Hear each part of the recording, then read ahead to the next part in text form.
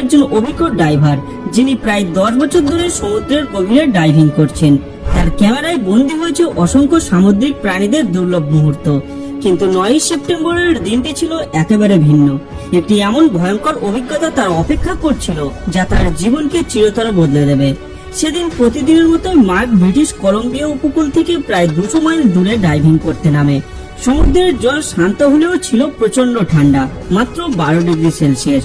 ধীরে ধীরে গভীরে নামতে নামতে তিনি সামুদ্রিক শৈবাল এবং ছোট ছোট মাছেদের ছবি তুলতে ব্যস্ত ছিলেন। কিন্তু কিছুক্ষণ পরেই সমুদ্রের অন্ধকারের মধ্যে তার সামনে এমন কিছু দেখা দেয় যা তিনি কল্পনাও করতে পারেননি। মার্কের চোখ পড়ে সামুদ্রিক শসার একটি ছোট্ট দলের দিকে। সে ঠিক করলো কয়েকটি ক্লোজ আপ ছবি তুলবে। ক্যামেরা সেট করার সময় হঠাৎই সে জলের নিচে এক অদ্ভুত ঢেউয়ের ধাক্কা অনুভব করে।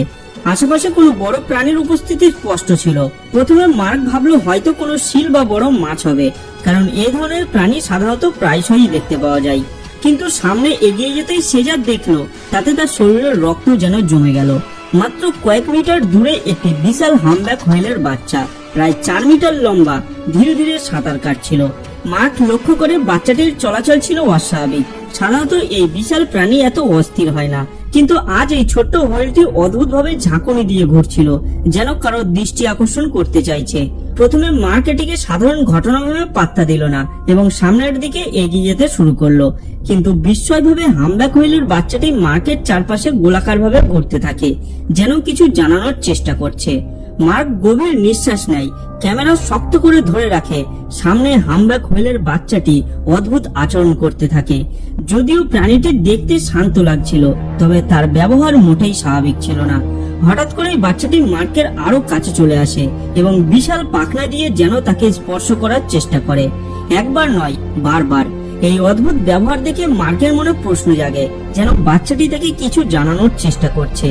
মার্কের 10 বছরের ডাইভিং অভিজ্ঞতায় এমন আচরণ সে কখনো দেখেনি। প্রায় 7 থেকে 8 বার বাচ্চাটি তার চারপাশে চক্কর দেওয়ার পর হঠাৎ করে সে দিক পরিবর্তন করে। প্রায় 20 মিটার দূরে গিয়ে সে থেমে দাঁড়ায়। সেখানে দাঁড়িয়ে বাচ্চাটি ছোট ছোট চোখে আবেগপূর্ণ দৃষ্টিতে মার্কের দিকে তাকিয়ে থাকে, যেন ইশারা করে কিছু দেখাতে চাইছে। মার্ক জানতো সমুদ্রে বিশাল প্রাণীদের পেছনে ধাওয়া করা ভয়ানক বিপদের কারণ হতে পারে। তবুও বাচ্চাটির রহস্যময় আচরণ তার কৌতূহলকে জাগিয়ে তোলে। সব ঝুঁকির সত্ত্বেও মার্ক সিদ্ধান্ত নেয় তাকে অনুসরণ করবে। ধীরে ধীরে তারা উত্তরের দিকে এগিয়ে যেতে শুরু করে। মার্ক ধীরে ধীরে বাচ্চা হামব্যাক হোয়েলটিকে অনুসরণ করতে থাকে। তারা উপকূল থেকে অনেক দূরে চলে আসে। প্রতিবার প্রায় 30 থেকে 40 মিটার এগিয়ে যাওয়ার পর বাচ্চাটি থেমে দাঁড়ায়, যেন নিশ্চিত হতে চায় যে মার্ক তাকে ঠিকঠাক ফলো করছে। এরপর তারা গভীর সমুদ্রের দিকে নামতে থাকে। যত নিচে নামতে থাকে সূর্যের আলো মলিন হতে থাকে আর চারপাশ ঘন অন্ধকারে ঢেকে যায়। অবশেষে কয়েক মিটার গভীরে তারা একটি ছোট্ট সমুদ্র উপত্যকায় পৌঁছায়। এখানে মার্ক এমন কিছু দেখে যা তার শরীরের রক্ত জমিয়ে দেয়।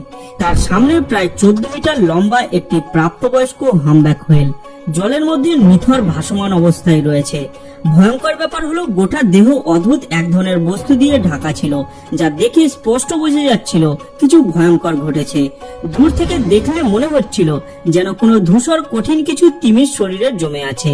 কিন্তু যখন মার্ক একদম কাছে পৌঁছালো তখন সে স্পষ্ট বুঝতে পারলো তিমির পুরো শরীর জুড়ে ঘনভাবে বার্নাকাল জমে আছে, যা এক ধরনের সামুদ্রিক পরজীবী। এই বার্নাকালগুলি দেখতে ছিল রসুনের মতো এবং তারা তিমির চামড়ার সঙ্গে লেপ্টে থেকে খাবার সংগ্রহ করে, তিমিকে কিছুটা শিকারীদের হাত থেকে রক্ষা করে। স্বাভাবিকভাবে তিমির শরীরে কিছু বার্নাকাল থাকাটা অস্বাভাবিক নয়, কিন্তু এখানে পরিস্থিতি ছিল ভয়াবহ। তিমির পুরো শরীর প্রায় কয়েক সেন্টিমিটার মোটা বার্নাকালের আস্তরণে পুরো ঢাকা পড়ে গিয়েছিল, এমনকি চোখের অংশও ঢেকে গিয়েছিল। মার্ক লক্ষ্য করে ছোট্ট হামব্যাক হোয়েলটি তার মৃতপ্রায় মায়ের চারপাশে ঘুরে ঘুরে যেন আদর করছে। এই দৃশ্য দেখে মার্ক বুঝে যায় এই বিশাল তিমিটি ছিল ওই বাচ্চাটির মা। মার্ক সাহস সঞ্চয় করে আরো কাছে এগিয়ে যায়। সে দেখে যে মা তিমিটি এতটাই দুর্বল হয়ে পড়েছে যে শরীর নড়াচড়ার শক্তিও হারিয়ে ফেলেছে, যেন সমুদ্রে ভেসে থাকা এক অসহায় দেহ মাত্র। মার্কের মনে হচ্ছিল ঠিক যেন কোনো সন্তান অসুস্থ মায়ের জন্য ডাক্তার ডেকে আনে, সেভাবেই এই ছোট্ট হামব্যাক হোয়েলটি তাকে ডেকে এনেছে। বাচ্চাটির বিশ্বাস আর নির্ভরতা দেখে মার্ক আবেগে ভেসে যায়। সে প্রতিজ্ঞা করে যেভাবেই হোক এই মৃতপ্রায় মা তিমিটিকে বাঁচাতে হবে, তাকে ফিরিয়ে দিতে হবে তার সন্তানের কাছে। মার্ক ব্যাগ থেকে ছুরি বের করে সাবধানে বার্নাকালের আস্তরণ সরাতে শুরু করে, কিন্তু বার্নাকালগুলি এতটাই শক্তভাবে তিমির শরীরে আটকে ছিল যে এটি ছিল অসম্ভব রকমের পরিশ্রমের কাজ। একা হাতে সম্পূর্ণ শরীর পরিষ্কার করা সম্ভব হচ্ছিল না। এদিকে বিপদ আরো ঘনিয়ে আসে। তার অক্সিজেন সিলিন্ডারের মিটার দ্রুত নেমে আসছিল। বুঝতে পারে এখনই যদি উপরে না ওঠে তাহলে তার নিজের প্রাণও ঝুঁকিতে পড়বে। মার্ক তাড়াতাড়ি জলের উপরে উঠে আসে এবং তীরের দিকে ফিরে আসে। ফিরে গিয়ে কোস্টাল ম্যানেজমেন্ট টিমের সঙ্গে যোগাযোগ করে পুরো ঘটনাটির ব্যাখ্যা করে। টিমের সদস্যরা একের পর এক তাকে প্রশ্ন করে প্রাণীটির অবস্থা ঠিক কতটা গুরুতর, কত গভীরে এটি অবস্থান করছে, এখনই উদ্ধার অভিযান শুরু করা সম্ভব হবে কিনা। মার্ক কোস্টাল রেস্কিউ টিমকে সমস্ত ঘটনাটি বিস্তারিতভাবে জানায় এবং বিশেষ করে উল্লেখ করে সে মৃতপ্রায় তিমির সঙ্গে একটি ছোট্ট বাচ্চা রয়েছে। সবকিছু শুনে টিম মার্ককে প্রায় 1 ঘন্টার অপেক্ষা করতে বলে। এর মধ্যেই মার্ক নতুন অক্সিজেন সিলিন্ডার নিয়ে আবার জলে ডুব দেয়।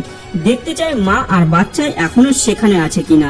নিচে নেমে মার্ক অবাক হয়ে দেখে মা এবং বাচ্চা এখনো সেই ছোট্ট উপত্যকাতেই অপেক্ষা করছে। মনে হচ্ছিল তারা বুঝতে পেরেছে যে মার্ক তাদের সাহায্য আনতে গিয়েছে। এর কিছুক্ষণ পর রেস্কিউ টিম ঘটনাস্থলে পৌঁছায়। দলটিতে মোট 6 জন সদস্য ছিল, 3 জন অভিজ্ঞ ডাইভার, 1 জন প্রাণী আচরণ বিশেষজ্ঞ এবং 2 জন সামুদ্রিক প্রাণী চিকিৎসক। মার্কের দিক নির্দেশনায় তারা দ্রুত কাজ শুরু করে। এইবার তাদের কাছে উন্নত মানের যন্ত্র ছিল, বিশেষভাবে তৈরি সূক্ষ্ম সরঞ্জাম, যা দিয়ে তিমির শরীর থেকে বার্নাকাল অপসারণ করা সম্ভব কোনো ক্ষতি না করে। ধীরে ধীরে অত্যন্ত সতর্কতার সঙ্গে তারা মা তিমির দেহ পরিষ্কার করতে থাকে।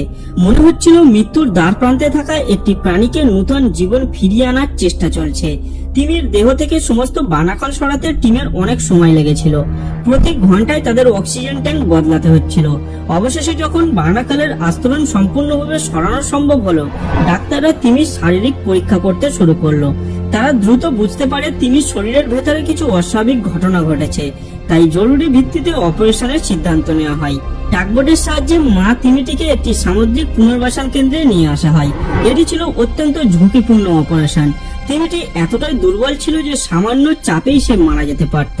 সারাক্ষণ ছোট্ট হামলাক বাচ্চাটি মাত্র কয়েক মিটার দূরে থেকে মায়ের পেছনে পেছনে সাঁতার কাটছিল, যেন এক মুহূর্তের জন্য মাকে হারাতে চায় না। পুনর্বাসন কেন্দ্রে অপারেশন শুরু হয়। সার্জনরা যখন তার পাকস্থলী কাটে তখন যা বেরিয়ে আসে তা দেখে সকলেই হতভম্ব হয়ে যায়। একটি বড় আকারের বিষাক্ত কেমিক্যাল দিয়ে ভরা ইন্ডাস্ট্রিয়াল ফিশিং নেট। পরীক্ষায় জানা যায় ওই নেটটি এক ভয়ানক রাসায়নিক পদার্থে সংরক্ষিত ছিল, যা তিমির পাকস্থলীতে গিয়ে আস্তে আস্তে দ্রবীভূত হতে থাকে। এর ফলে বিষ তিমির রক্ত প্রবাহে ছড়িয়ে পড়ে এবং সমস্ত অভ্যন্তরীণ অঙ্গ প্রত্যঙ্গ ধ্বংস করতে শুরু করে। এই করুণ দৃশ্য যেন আমাদের চোখে আঙুল দিয়ে দেখিয়ে দেয় আমাদের ফেলা প্লাস্টিক, নেট এবং বিষাক্ত বর্জ্য কিভাবে নিরীহ সামুদ্রিক প্রাণীদের ভয়ঙ্কর মৃত্যু ডেকে আনে। পরের তদন্তে জানা যায় সেই বিষাক্ত ফিশিং নেটটি 2000 সালে কেমিক্যাল দিয়ে তৈরি হয়েছিল। 2 দশক পরেও সেটি ভয়ঙ্করভাবে সক্রিয় ছিল। এদিকে তিমির শরীরের অবস্থা অত্যন্ত সংকটজনক হয়ে উঠেছিল। লিভার অস্বাভাবিকভাবে ফুলে গিয়েছিল, টিস্যুগুলোতে মারাত্মক প্রদাহ ছড়িয়ে পড়েছিল, কিডনির কার্যক্ষমতা প্রায় নষ্ট হয়ে গিয়েছিল, রোগ প্রতিরোধ ক্ষমতা ভয়ঙ্করভাবে কমে গিয়েছিল। যদি দ্রুত ব্যবস্থা না নেওয়া হতো তিমির শরীরে মারাত্মক ইনফেকশন ছড়িয়ে পড়ত। তারপরও এই কঠিন পরিস্থিতির মধ্যে মা তিমি প্রাণপণ লড়াই চালিয়ে যাচ্ছিল। ডাক্তাররা অবাক হয়ে দেখছিল, হয়তো সে বেঁচে থাকার শক্তি পেয়েছে তার ছোট্ট সন্তানের জন্য। আর সেই সাহসী বাচ্চাটি তো নিজেই জীবন বাজি রেখে মানুষের কাছে সাহায্যের জন্য এসেছিল, এমন একটি ঝুঁকি নিয়েও, যেখানে মানুষ তাদের ভয়ঙ্কর দানব বলে মেরে ফেলতেও পারত। অবশেষে পর্যাপ্ত চিকিৎসার জন্য ডাক্তাররা মা তিমিকে প্রায় 3 সপ্তাহের জন্য পুনর্বাসন কেন্দ্রে রেখে দেন। এই সময়টা মার্ক প্রতিদিন তার কাছে আসতো, তাকে দেখতো, সাহস দিত। ধীরে ধীরে তিমির শরীরে বিষক্রিয়ার মাত্রা কমতে থাকে, তার রক্ত চলাচল স্বাভাবিক হতে শুরু করে এবং রোগ প্রতিরোধ ক্ষমতা আবার ফিরে আসতে থাকে। আশার আলো জ্বলতে শুরু করে। অবশেষে লম্বা চিকিৎসা এবং ভালোবাসার যত্নের পর অসহায় মা তিমিটি সম্পূর্ণভাবে সুস্থ হয়ে ওঠে। তারপর এক বিশেষ দিনে তাকে আবার মুক্ত সমুদ্রে ছেড়ে দেওয়া হয়, নিজের সন্তানের পাশে স্বাধীন এবং প্রাণ ভরে বেঁচে থাকার জন্য। বন্ধুরা, একবার চিন্তা করে দেখুন, যদি সেই ছোট্ট সাহসী বাচ্চাটি মার্কের কাছে সাহায্য চাইতে না আসতো, তাহলে আমরা কখনোই জানতেই পারতাম না যে তার মা এত বড় বিপদের মধ্যে ছিল। শেষ পর্যন্ত মার্কের সাহসিকতা, মানবিকতা এবং অটুট সহানুভূতির কারণে একটি জীবন আবার নূতনভাবে ফিরে আসে। হয়তো সেই ছোট্ট বাচ্চাটি অনেকের কাছেই সাহায্যের জন্য গিয়েছিল, কিন্তু কেবল মার্কেই ছিল যে তার নিঃশব্দ ভাষা, তার ডাকে ভরা ভয় আর ভালোবাসা বোঝার চেষ্টা করেছিল। একটা ছোট্ট প্রাণীর বিশ্বাস আর একজন মানুষের হৃদয় মিলে একটা অসম্ভবকে সম্ভব করেছিল। বন্ধুরা, আজকের ভিডিওটি এই পর্যন্ত।